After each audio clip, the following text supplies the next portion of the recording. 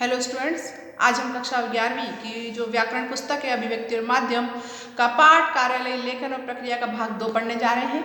भाग एक में हमने देखा कि किस प्रकार से किसी कार्यालय में कोई पत्र आता है और किस प्रकार से उस पर विचार विमर्श करते हुए उसे आगे बढ़ाया जाता है और उसके आगे की प्रक्रिया होती है। तो यहाँ पर हमने देखा था कि कला संस्कृति का जो क्षेत्रीय कार्यालय मुंबई कार्यालय है, वहाँ से एक पत्र आया है मुख्य कार्यालय की तरफ कि जो फ़ोन पर होने वाले खर्चों को बढ़ाने की मांग के लिए पत्र लिखा गया है। तो इसी पत्र पर पहले टिप्पणी होती है। वो पत्र आता है शंकरन जी के पास आता है, लेकिन श्री ज्ञान प्रकाश जी जो कि वहाँ के बहुत ही पुराने व्यक्ति हैं, बड़ी ही चीज़ों से जाने पहचाने हैं इन सारी कार्यविधि से, तो वे इस पर टिप्पणी करते हैं और उसके बाद में वापस से टिप्पणी के लिए शंकरन जी के पास आता है। तो शंकरन जी उस पर अनुषंगिक टिप्पणी करते हैं। तो अनुषंगिक टिप्पणी उसे कहते हैं कि जो पूर्व की गई टिप्पणी के ऊपर अधिकारी को अपनी सहमति असहमति या जो भी जतानी होती है तो उसे वह अलग से टिप्पणी के रूप में जब लिख कर देता है और अपने हस्ताक्षर करता है तो उसे अनुषंगिक टिप्पणी कहते हैं। तो देखते हैं शंकरन जी ने किस प्रकार की टिप्पणी करी है यहाँ पर ज्ञान प्रकाश जी के टिप्पणी के ऊपर। तो मैं ऊपर लिखी टिप्पणी से सहमत हूँ, मतलब वो उस बात से सहमत है। साथ ही इस ओर ध्यान दिलाना चाहूँगा कि मुंबई कार्यालय के निदेशक पिछले 6 महीनों से निर्धारित सीमा से अधिक खर्च करते रहे हैं, जो परिपत्र का उल्लंघन है। चूँकि परिपत्र में किसी प्रकार की छूट का कोई प्रावधान नहीं है, अतः अतिरिक्त राशि निर्देशक द्वारा देय होनी चाहिए। ये उनके वेतन से काटी जा सकती है। विचारार्थ आगे पहुंचा देते हैं। आगे किसके लिए पहुंचाते हैं? उप निर्देशक के पास। और शंकरन जी अपने हस्ताक्षर करते हुए अनुभागीय अधिकारी हैं। अब यहाँ पर क्या ध्यान देने योग्य बात है कि सहायक आरंभिक या मुख्य टिप्पणी को जब संबंधित अधिकारी के पास भेजा जाता है तो वह अधिकारी टिप्पणी पढ़ने के बाद नीचे अपना मंतव्य लिखता है, उसे ही अनुषंगिक टिप्पणी कहते हैं। अगर अधिकारी अपने अधीनस्थ की टिप्पणी से पूरी तरह सहमत है तो वो टिप्पणी को अलग से लिखने की आवश्यकता नहीं है, वो केवल अपने हस्ताक्षर कर सकता है।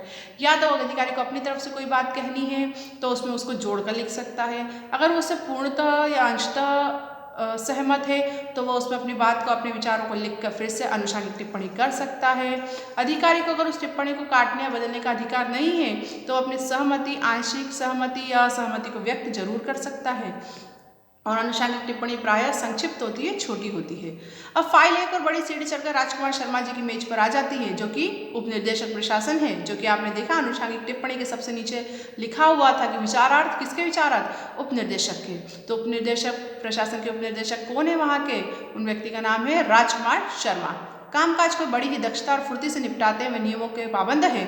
उनमें कोताही उन्हें पसंद बिल्कुल नहीं है। कोताही मतलब कि ढील ढाल।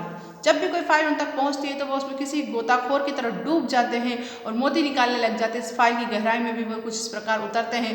विचार के जो मोती निकलते हैं उसे वो फाइल पर इस प्रकार से जड़ते हैं।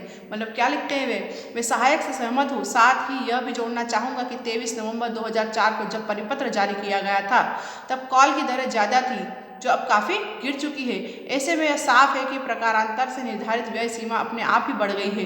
इसे और घटा दिया जाए तो संस्था के खर्च में कमी आएगी, जो लोकहित में होगा। मैं अनुभाग अधिकारी इस सुझाव से सहमत नहीं हूँ कि सीमा से अधिक की धनराशि निर्देशक के वेतन से वसूली जानी चाहिए, लेकिन उनके विस्तार में स्पष्टीकरण को मांगा जाना चाहिए। विचारार्थ वो कहाँ भेजते? उप महानिर्देशक के पास। राजकुमार शर्मा अपने सिग्नेचर करके यहाँ पर इसको आगे बढ़ा देते हैं।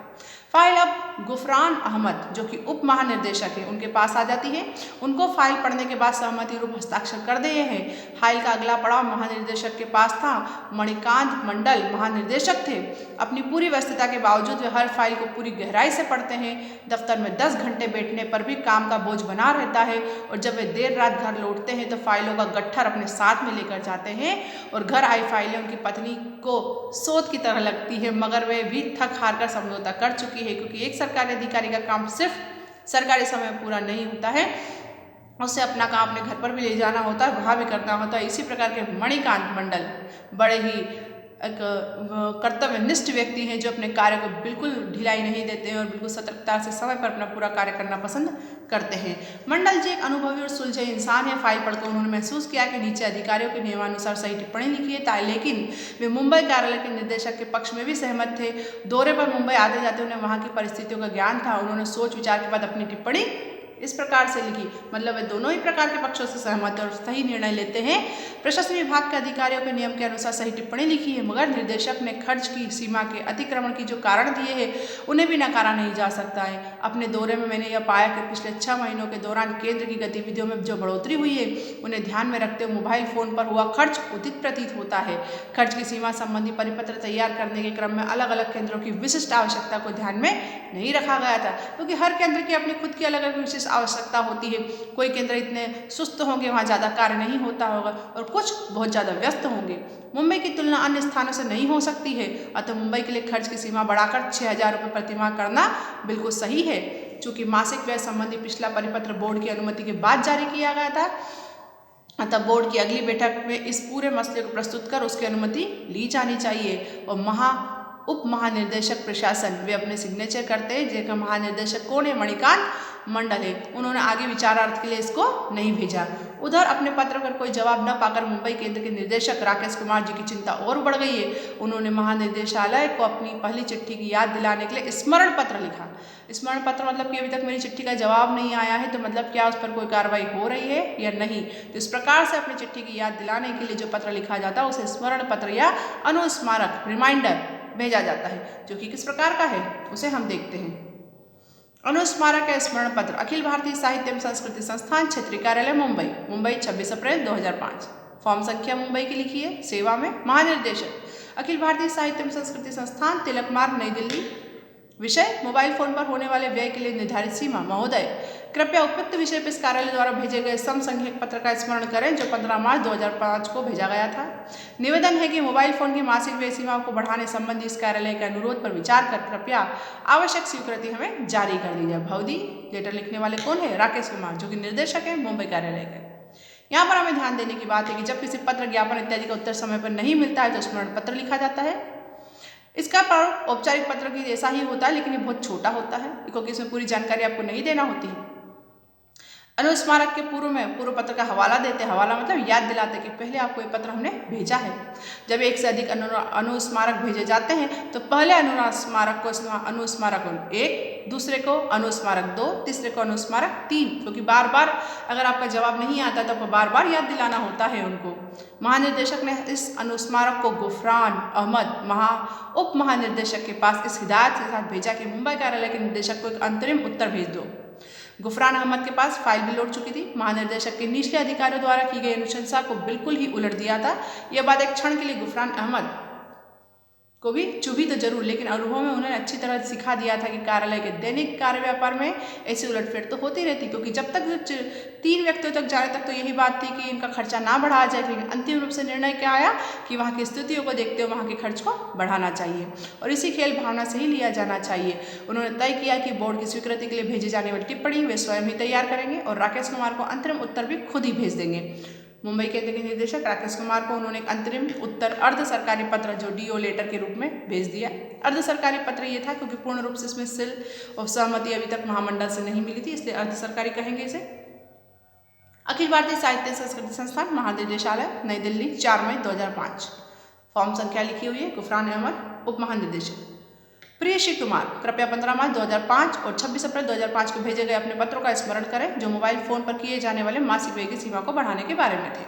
आपके अनुरोध पर कार्रवाई की जा रही है। चूंकि व्यय सीमा को बढ़ोतरी के लिए बोर्ड की अनुमति आवश्यक है, अतः हम इस मसले में बोर्ड की अगली बैठक को प्रस्तुत करेंगे। इस मसले पर बोर्ड के निर्णय से हम आपको अवगत करा देते हैं। शुभकामनाएं सहित, क्योंकि जो भी निर्णय आएगा बोर्ड का वो उनको बता दिया जाएगा और लास्ट में आपका गुफरान अहमद अपना सिग्नेचर करते हैं, साइन करते हैं और निर्देशक श्री राकेश कुमार, दूरदर्शन केंद्र मुंबई, उनको भेज देते हैं। यहाँ पर ध्यान देने की बात यह है कि औपचारिक पत्र के विपरीत अर्ध सरकारी पत्र में अनौपचारिकता का पुट होता है। ज़्यादा औपचारिक बातें, औपचारिकता की भाषा का प्रयोग नहीं होता इसमें मित्रतापूर्ण भाषा का प्रयोग होता है।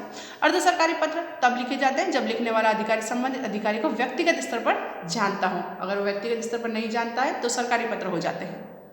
इस प्रकार के पत्र ऐसी स्थिति में लिखा जाता है जब किसी खास मसले पर संबोधित अधिकारी का ध्यान व्यक्तिगत रूप से आकर्षित करना हो या उस व्यक्तिगत परामर्श लेना हो। प्रारूप में बाईं ओर शीर्ष पर प्रेषक का नाम होता है, इसके नीचे उसका पद का नाम होता है। अर्ध सरकारी पत्र के लिए अमूमन कार्यालय के लेटर हेड का प्रयोग होता है, अगर वो उपलब्ध हो तो। पत्र के प्रारंभ में संबोधन के रूप में महोदय, प्रिय महोदय प्रयोग नहीं होता है। ऐसे पत्र में आमतौर पर प्रियश्री, प्रियवर ऐसा लिखा जाता है। पत्र के अंत में अधोलिखित के रूप में दाहिनी और भौतिकी के स्थान पर आपका लिखा जाता है और अंत में बाईं ओर संबोधित अधिकारी का नाम और पदनाम और पूरा पता होता है। गुफरान अहमद की अगली जवाब इस मसले पर बोर्ड के समक्ष रखने की टिप्पणी लिखनी थी उसको। जिस प्रकार से देखते हैं कि क्या टिप्पणी उन्होंने लिखी है।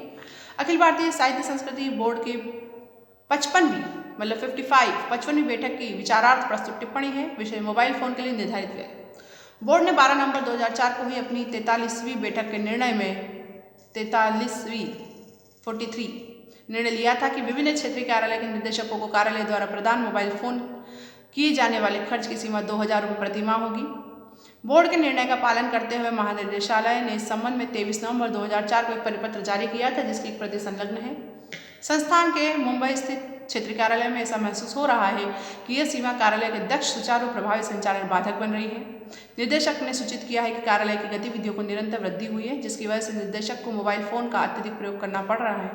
उन्हें विभिन्न विशेषज्ञों, कलाकारों, साहित्यकारों, संगीतकारों, प्रयोजकों, वरिष्ठ अधिकारी, सहकर्मी, अन्य कर्मियों के साथ निरंतर संपर्क बनाए रखना पड़ता है। कार्यालय की गतिविधियों में जो बढ़ोतरी हुई है उससे कार्यालय का राजस्व भी बढ़ गया है। ऐसे में यह आवश्यक प्रतीत होता है। राजस्व बढ़ना मतलब उससे कमाई कर भी बढ़ गया है, मतलब उस कार्यालय में इतना ज़्यादा कार्य है कि केंद्र से अनुरोध को स्वीकृति कराते हुए उनकी मासिक व्यय की सीमा को 2000 से बढ़ाकर 6000 कर दिया जाए। बोर्ड के विचारार्थ प्रस्तुत किया गया है, मतलब बोर्ड में जितने व्यक्ति वो सब इस पर विचार करेंगे।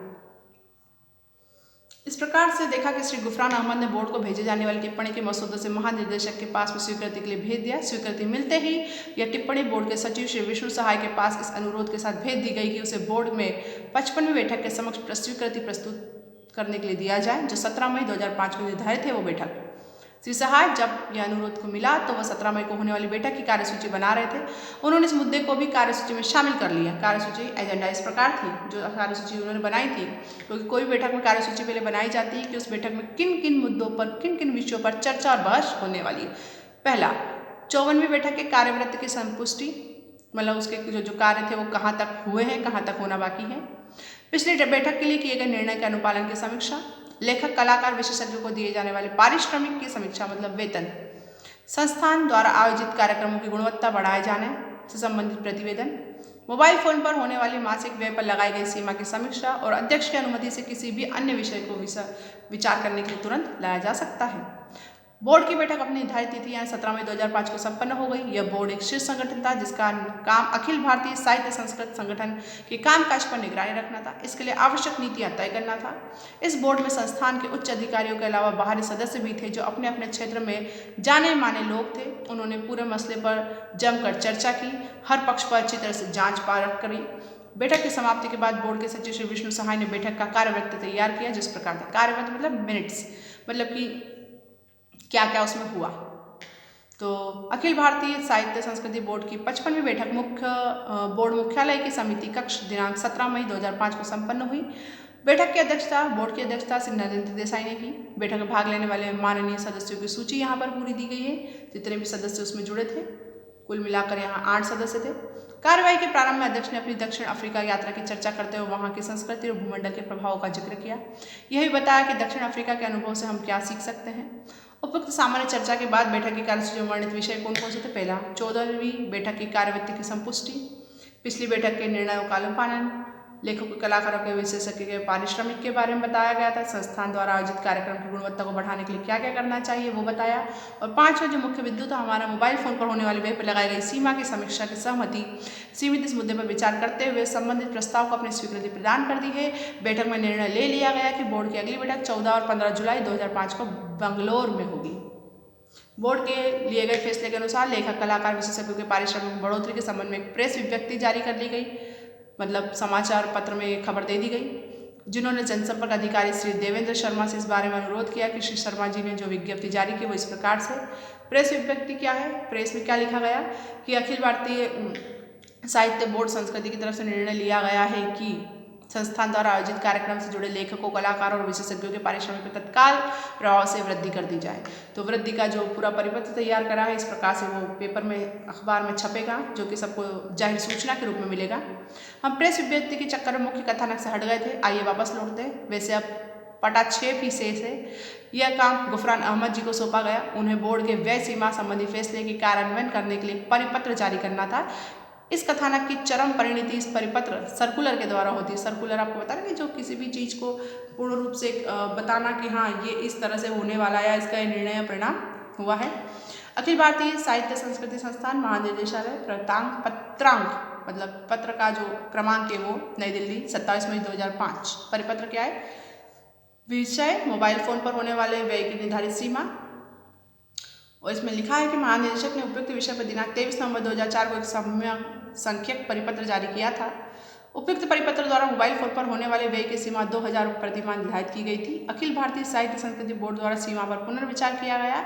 तदनुसार उपयुक्त परिपत्र में आंशिक संशोधन करते हुए निर्णय लिया गया कि मुंबई क्षेत्रीय कार्यालय के लिए सीमा 6000 रुपये होगी, क्योंकि वहाँ उसकी आवश्यकता है। और अंत में निर्णय तत्काल प्रभाव से लागू हो जाएगा। अभी के अभी से ये निर्णय लागू हो जाएगा और गुफरान अहमद के अपने सिग्नेचर है इसके नीचे।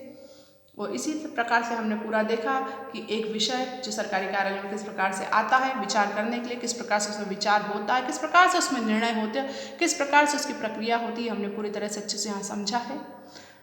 आशा है पूरा पाठ आपको अच्छे से समझ में आया होगा और आपको अपने व्यक्तिगत जीवन में भी इस प्रकार से अगर किसी सरकारी कार्यालय में काम पड़ता है या उससे आपको किस प्रकार की आवश्यकता पड़ती है तो इस प्रकार के पत्रों को लिखने का जो हमने तरीका सीखा है वो हमें भविष्य में काम आने वाला है। धन्यवाद।